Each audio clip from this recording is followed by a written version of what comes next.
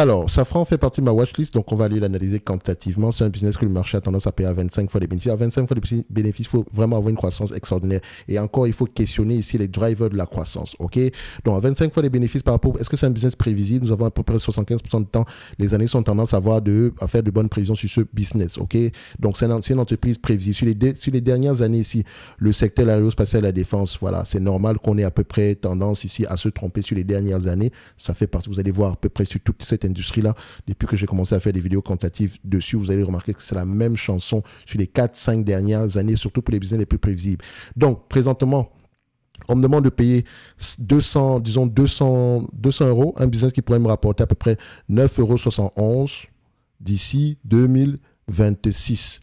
Soit un rendement sur coût d'à peu près combien? 4,85%. Je dirais pour moi ici, déjà sans prendre en considération la dette, que nous avons une entreprise qui est correctement évaluée. Maintenant, si la croissance va au-delà de 2026, et pour ça, il faut questionner les drivers de la croissance, qu'est-ce qui nous a permis déjà d'arriver à 6 $ par action en 2019 et qu'est-ce qui pourrait nous encourager à penser qu'on peut arriver à 9,71 $? OK?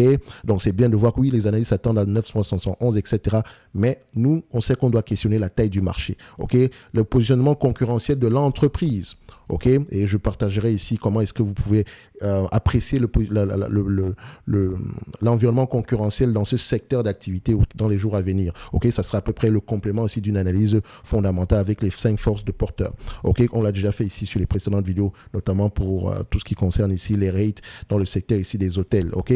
Donc, je rappelle ici que pour avoir accès à la watchlist, vous allez en description de la vidéo. La watchlist ici prend en considération ici la mise à jour au niveau des prix. Donc, vous avez le price target directement. Donc, quand vous arrivez sur la watchlist directement, vous pouvez savoir que, Thales peut être intéressante au prix actuel ou bien telle ou telle entreprise. OK? Et vous savez que la vidéo existe sur la chaîne avec les explications pourquoi est-ce que j'arrive à telle évaluation. OK? Donc, on revient ici assez rapidement. Ça donne ceci. Donc, on est à peu près aux alentours de 242 $ à 25 fois les bénéfices. Et 25 fois, c'est parce qu'il y a de la croissance dessus. 25 fois les bénéfices, moins la dette nette. OK?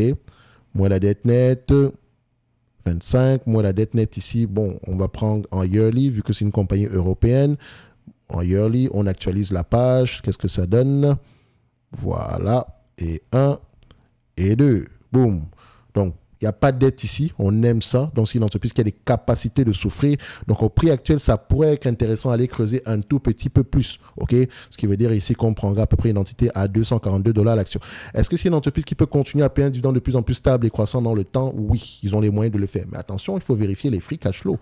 OK? Est-ce que les free cash flow vont dans le même sens? On remarque ici que les free cash flow vont dans le même sens. C'est le propre même des entreprises qualitatives. OK? Donc, si on va à peu près regarder ici le retour sur les capitaux investis, voilà, selon le calcul de Fastgraph, je rappelle que vous avez 25% de réduction ici en passant par le code d'affilié ici en description de la vidéo. Donc ici, le retour sur capital investi, vous allez constater que non, c'est 10%, c'est pas extraordinaire, etc. Mais il y a beaucoup de goodwill ici. Donc, des éléments intangibles qu'il faut enlever. Et si vous enlevez ces éléments-là, le ROIC ici va avoir tendance à bondir littéralement. Donc, il faut déjà connaître le calcul même de ces éléments-là et non les prendre comme ça de manière, voilà, sans prendre en considération les éléments utilisés pour calculer ces éléments, ce ratio-là. OK? Donc, moi, je pense que Safran, même pas que je pense, je sais que Safran a un ratio bien plus élevé que ça. Si on va regarder au niveau ici du balance sheet, par exemple, ici, voilà, ok. Déjà, les tangibles, vous avez à peu près au total intangibles, près de 12 milliards 500 en intangible. Et vous savez que pour calculer ici le ROIC, le dénominateur ici, c'est le working cap, c'est le invested capital qui prend en considération cet élément. Donc, si on enlève cet invested capital, si on enlève ce chiffre-ci global de l'invested capital, vous allez remarquer ici, si le numérateur baisse, qu'est-ce qui va, si le numérateur reste constant alors que le dénominateur baisse, mathématiques de base, ça veut dire que le ratio va augmenter. Aussi simple que ça.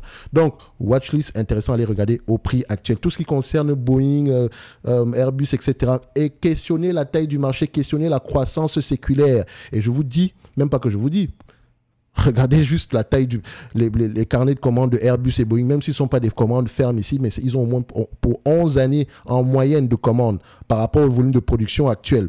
Enfin, moyens qu'ils ont atteint à peu près en 2019, on va le dire comme ça. Donc, à peu près 11 années par là. Donc, dites-vous que qui fournit Boeing,